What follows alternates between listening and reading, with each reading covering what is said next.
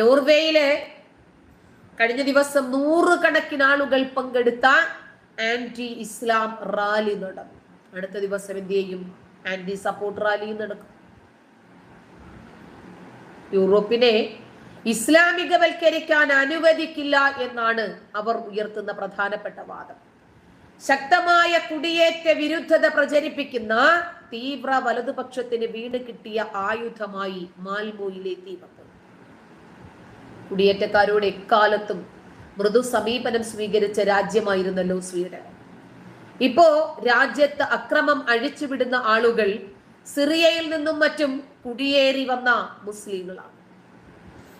പാല് കൊടുത്ത കൈക്ക് തന്നെ അവര് കൊത്തി എന്ന മോഡലിൽ ലോകം മുഴുവനും ഇസ്ലാമോഫോബിയ അല്ല ഇസ്ലാമോഫിയ പടർന്നു പന്തലിച്ചു. കാരണം ഇസ്ലാം മത വിശ്വാസികൾക്ക് എന്തോ കൊമ്പും തുമ്പിക്കൈയും കൂടുതലുണ്ട് എന്ന രൂപത്തിൽ എവിടെ പോയാലും അവർ അവിടെ അവരുടേതായിട്ടുള്ള മതത്തെ അടയാളപ്പെടുത്താൻ ശ്രമിക്കും.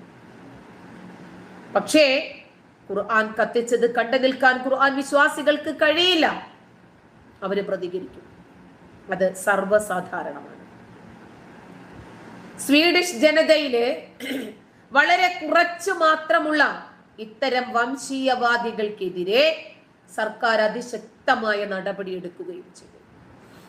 സർക്കാർ നടപടി എടുത്തിട്ടും പിന്നെ എന്തിനാണ് തക്ബീർ മുഴക്കി നഗരം കത്തിക്കുന്നത് എന്നാണ് ചില നിഷ്പക്ഷവാദികൾ ചോദിക്കുന്നത്. മാത്രമല്ല, അഭയാർത്ഥികളായിട്ടെത്തിയ സിറിയൻ മുസ്ലിം